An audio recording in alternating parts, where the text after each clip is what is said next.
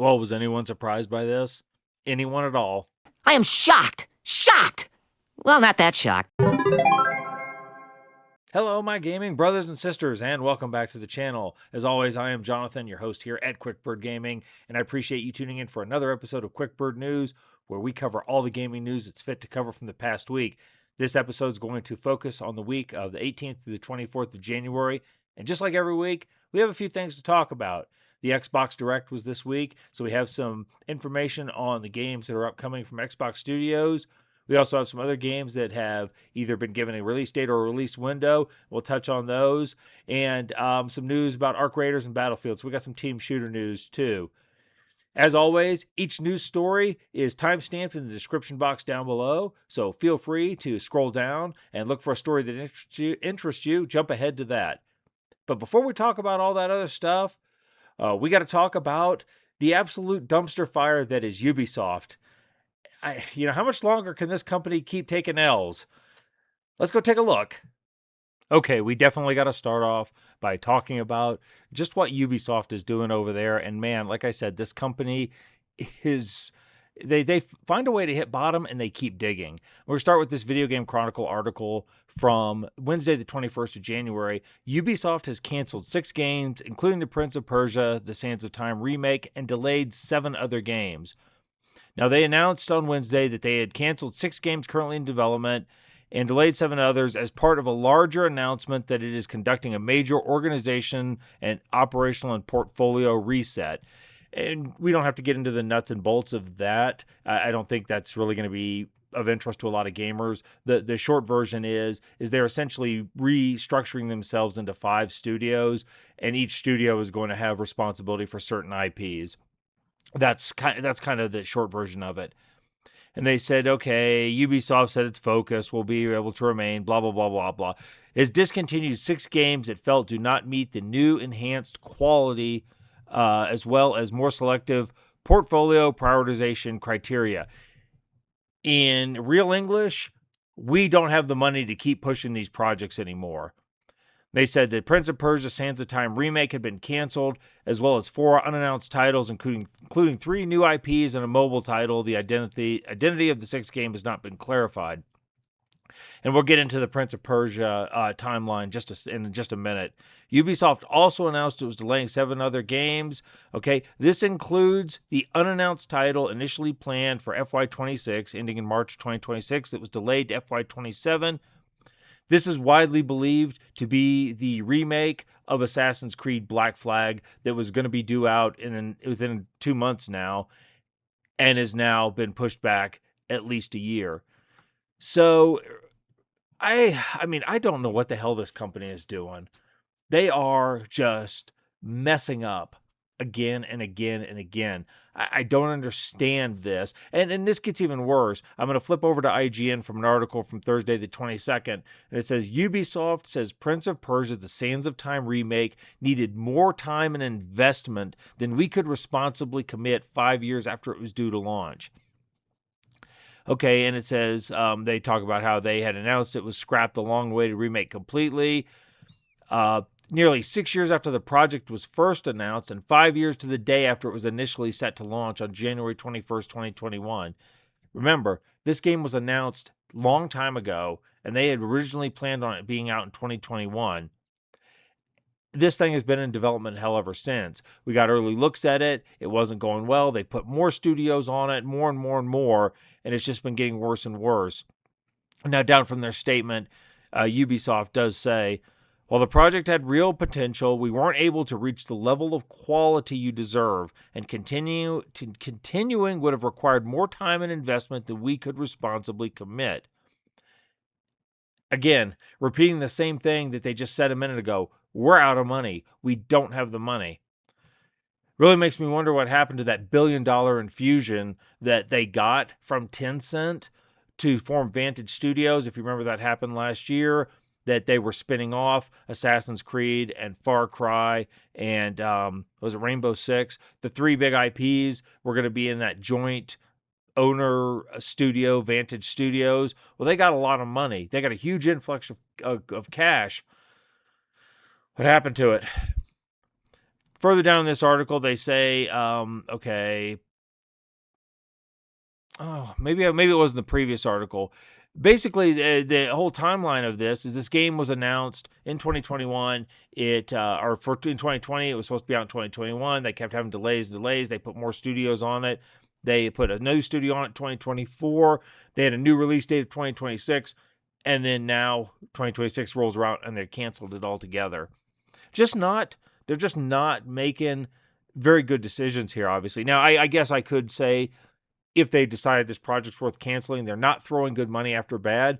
But my instinct tells me it's not that they're choosing to do that. It's that they can't do it, that they don't have the liquidity.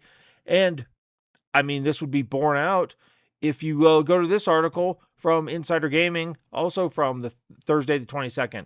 Their shares crashed 30% after restructure news. And they said, focus on it. Ubisoft recently announced a significant restructuring that will focus on a new operating model, emphasizing open-world adventures and games-as-a-service experience. Are you sure about that? Because we know how well that's going to go. Anyway, after that, they said that stocks were down by 30%, and it's actually worse than that. This is the stock ticker as of closing on Friday, the 23rd. And you can see that they went off the cliff there. This is a 5-day. About 42% of their valuation is lost. And just as a track record of how this company has done, you can click on the 5-year track and look at this shit. Back from 2020, 2021. Okay, so this is a 5-year ticker. So this would be January of 2021. They were $20 a share. They're less than $1 a share now. They have lost 95% of their value in 5 years. This is a company that is ready to collapse. We had a lot of speculation that when Tencent gave them that money, a lot of people were saying, myself included at that time, this was just the interim step to Tencent owning them outright. That may be a reality. That may be about what's about to happen. But then you have truly baffling articles like this one. This is from Eurogamer from Friday the 23rd. Ubisoft's long in the works Beyond Good and Evil 2, a unique proposition in the open world adventure market, the studio says. They've confirmed Beyond Good and Evil, which it first announced almost 2 decades ago, it was 2008, remains a priority for the studio and fits on the strategy of focusing on open world adventures.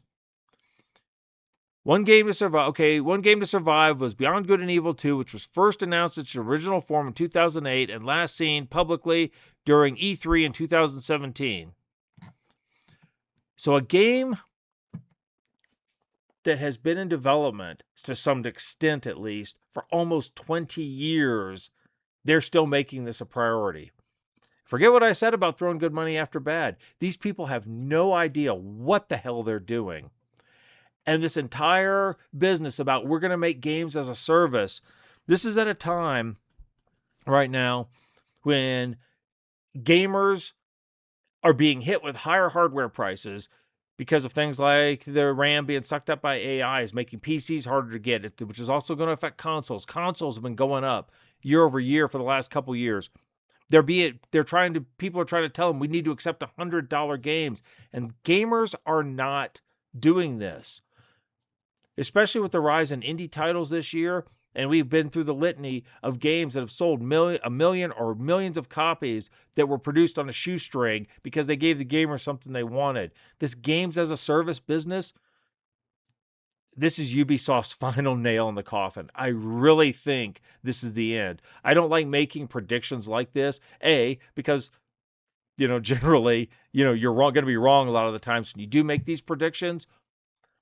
And B, it's doomer, and I don't like to be doomer. I like to think there's still some positivity left in this industry. But I honestly believe Ubisoft has a shelf life as an independent company of 2 years at this point. 2 years, and they are going to be, within 2 years, they're going to be sold, they're going to be acquired, they're going to be broken up for parts. I will be really surprised if they last any longer than that.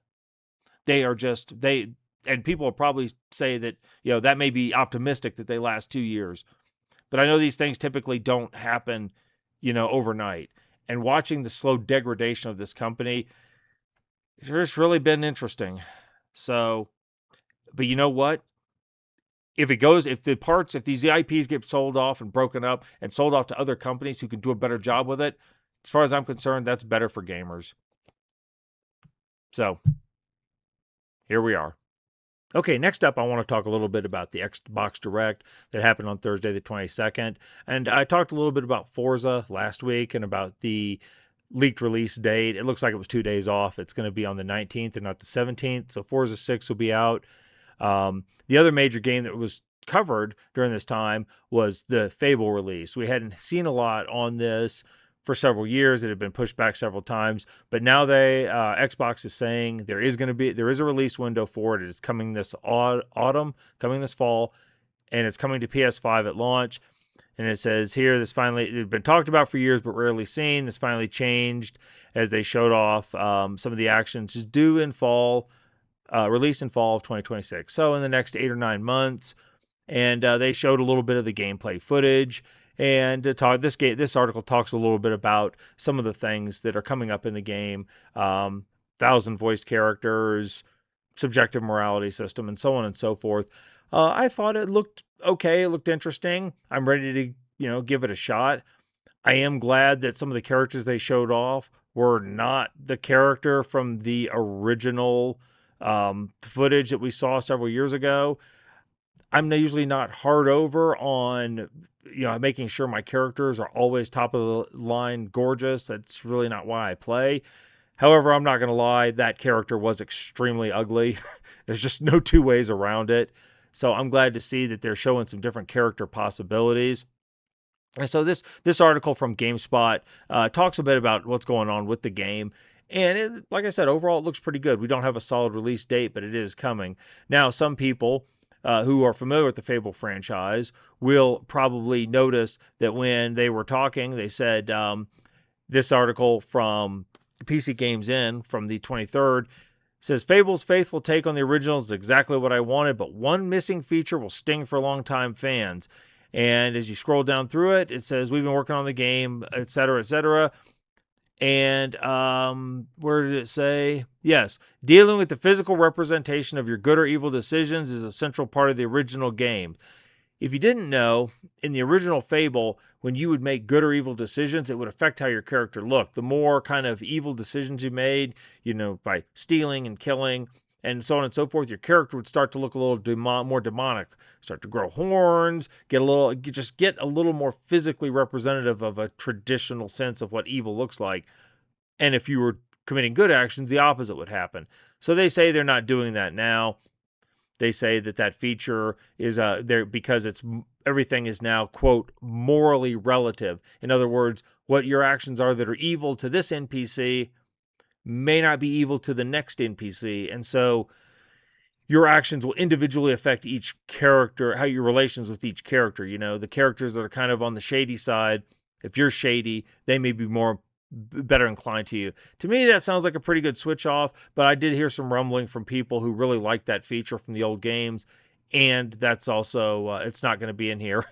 And then, of course, I scroll all the way down here, and they say, towards the bottom of the article, where is it? One other notable absence, you won't have a dog in the new Fable. That's a worse selling point for me than the physical appearance, just if I'm honest. Gotta have a dog.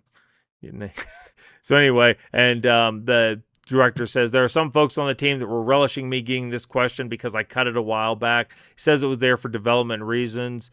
But there are a substantial number of people on the team who have yet to forgive me for that decision.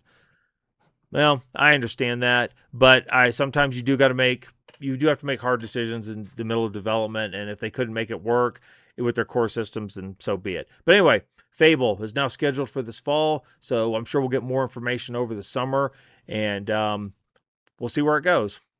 Next up, I have a couple of articles about team shooters and how things are going, and I want to start with this IGN article from Friday the 23rd. Arc Raiders Roadmap promises a new map, more arcs, and even a little love for Scrappy by April 2026. Developer Embark Studios has laid out its new Arc Raiders Roadmap, revealing what I just said. More will launch in the first 4 months of this year. The 4-month plan, shared in a blog post and dubbed Escalation, comes with details about how the company plans to expand its multiplayer extraction shooter.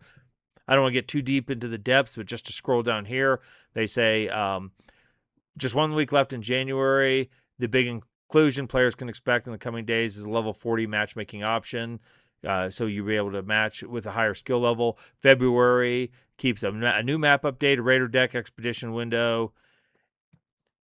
March brings another Arc threat, Players Project map condition. Okay, everybody's favorite resource collection, Rooster Scrappy, also receives an update. And then in April, they're planning the biggest bomb, new map, new large Arc threat. Only a skull is shown to tease whatever monstrosity will be joining them. So they do have some things coming up. And now Arc Raiders really, I think, caught a lot of people off guard, that just to how well it's been doing. If I go over to the Steam DB numbers, you can look here at the current player count for the last week. You see it's still hitting 250, 300,000 players on a daily basis, close to 400,000 on the weekends. The game is going well, and they've got an active, ongoing roadmap for development and adding. I think it's just going to keep continuing to do well. Now I'll flip over to this Video Game Chronicle article from Thursday the 22nd. Battlefield outsold Call of Duty for the first time ever last year as Black Ops 7 dropped to 5th place. Now this is according to Circana, the research firm. We don't have hard numbers because I don't think they've been made public.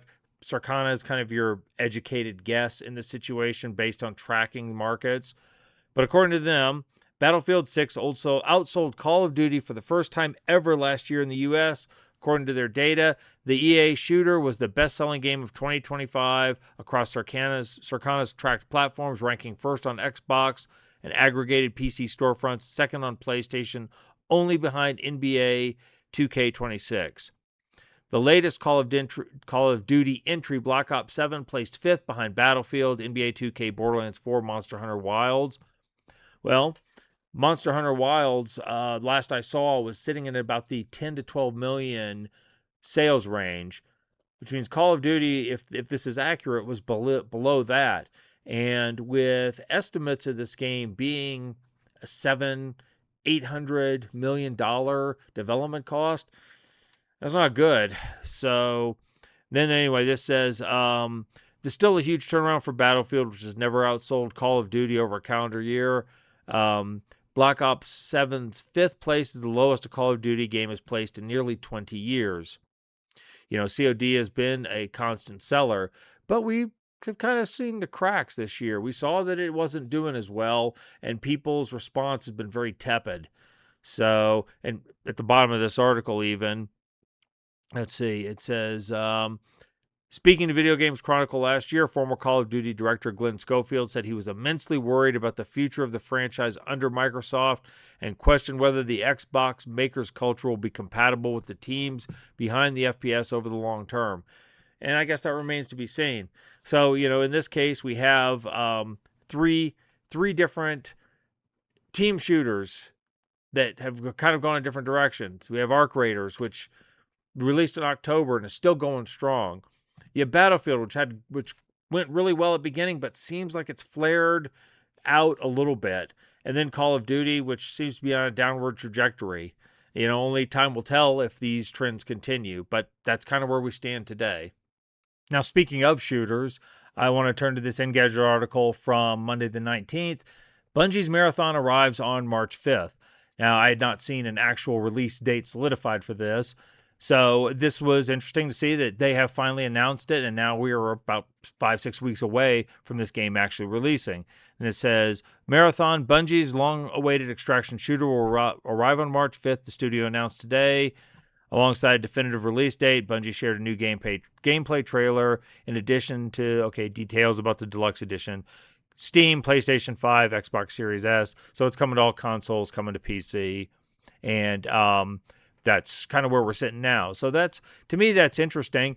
This is a game that, because of a lot of things that had happened, I and other players had pretty much assumed it dead on arrival. Between the bad alpha testing last year that they got kicked all the way back into development, and because of some of the scandals with the art plagiarism, however you want to call it, whatever you want to call it, theft, whatever you want to call it.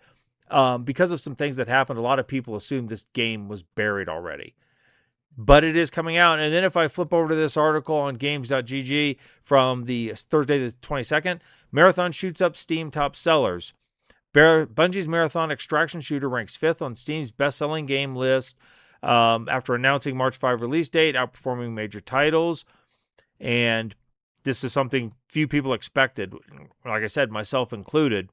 At the time of writing, Marathon sits only behind Counter-Strike 2, Arc Raiders, Steam Deck, and Marvel Rivals on Steam's global bestseller chart at $40 US price sale.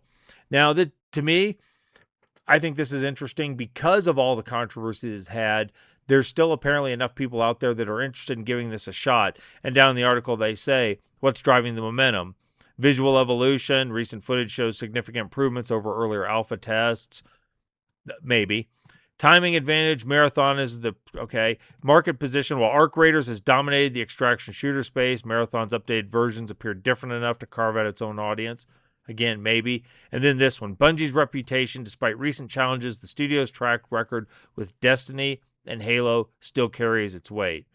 The real question, to me, that is the actual answer. The real question is whether the momentum translates into sustained player numbers post-launch. They live and die by their community, and Marathon needs to prove it can hold attention in a genre where Arc Raiders has already established its strong footing.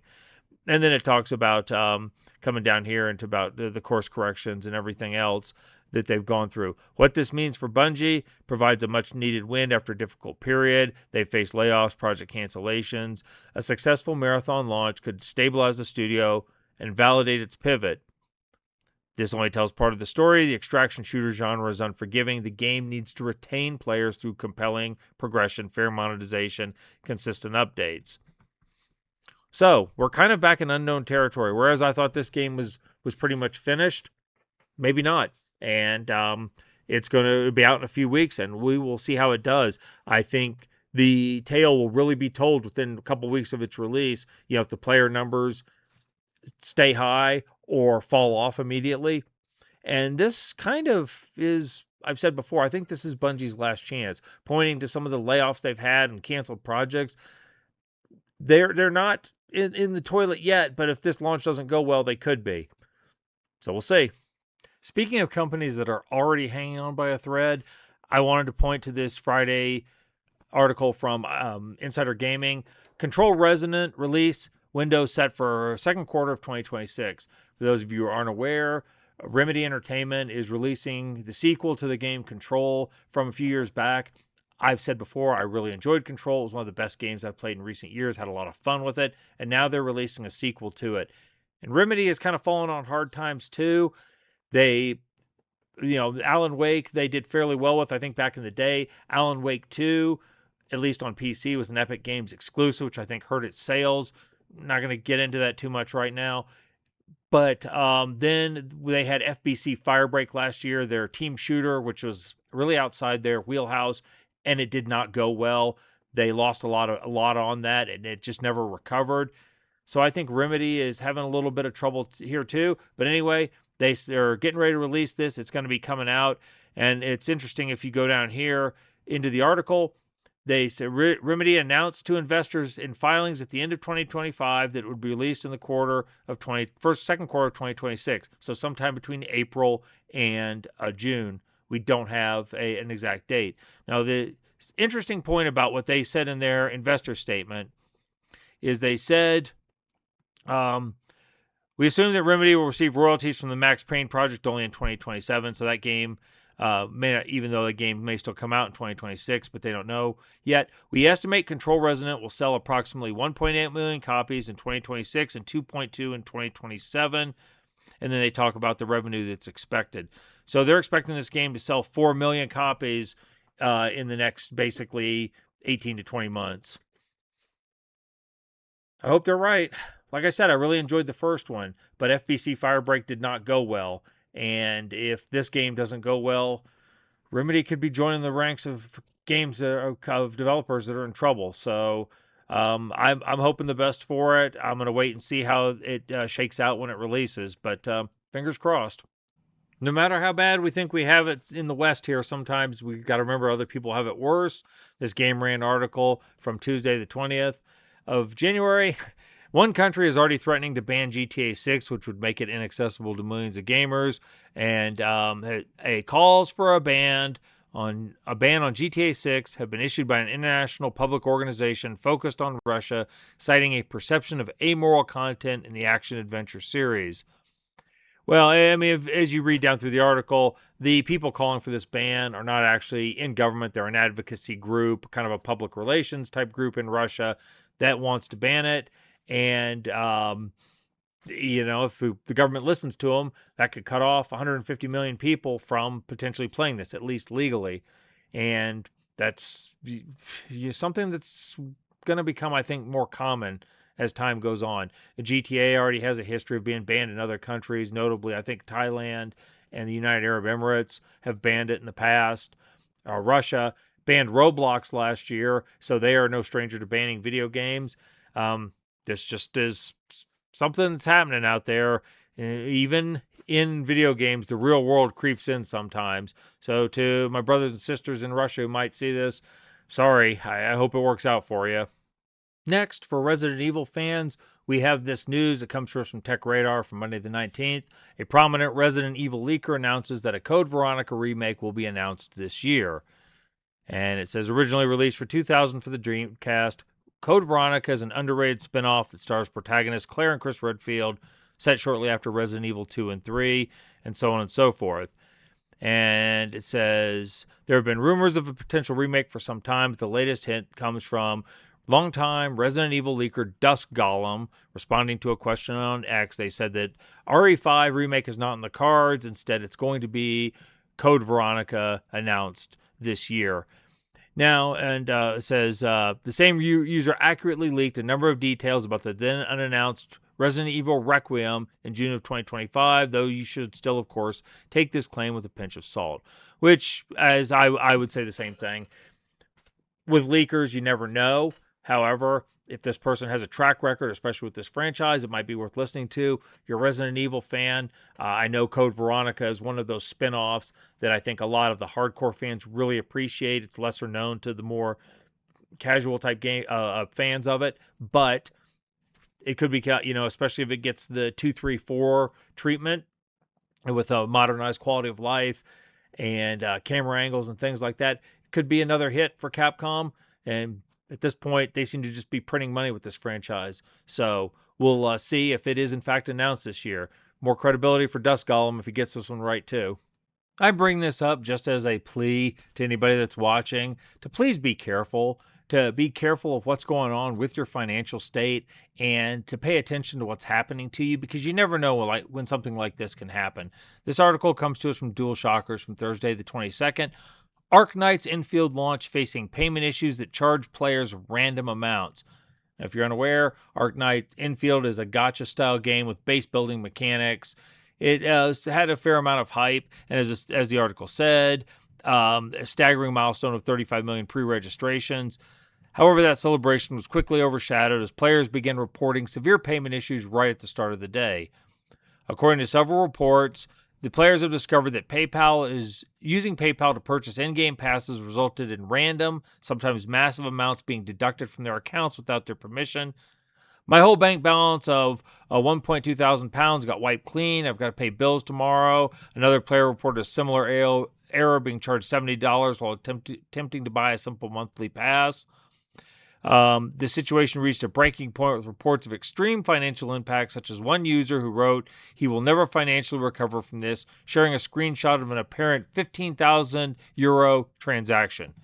Now, in the article, the publisher Hypergriff has gone in and said that they were trying to fix this, and they had suspended it. Apparently, it was only happening through PayPal, not through any other payment method like through credit card. But again, I only highlight this again as a plea to please pay attention to what's happening to yourselves out there. This can happen just about at any time, and I don't think it's specific to video games or to Arknight's Endfield. So just be aware. The only person that's going to take care of you is you. So make sure you do. All right, folks, I'm going to leave this one here. As usual, I have probably talked enough. So if you did enjoy this video, please consider doing the YouTube stuff. Please leave a like on the video or leave a comment down below if you have an opinion about something I covered, if you think I was wrong, or if you agreed, or if you think I missed a major news story in the gaming world this week. Let me know. I appreciate all of that engagement. I do read all comments. I try to respond to as many of them as possible. And I would love to have your subscription. If you did enjoy this, it just takes one click. It helps me out a whole bunch. All right, I will, of course, be back next week with more QuickBird news. There's always more to talk about in this industry. So until then, you all go out there, watch your bank accounts, and live your best lives, and you all stay gaming.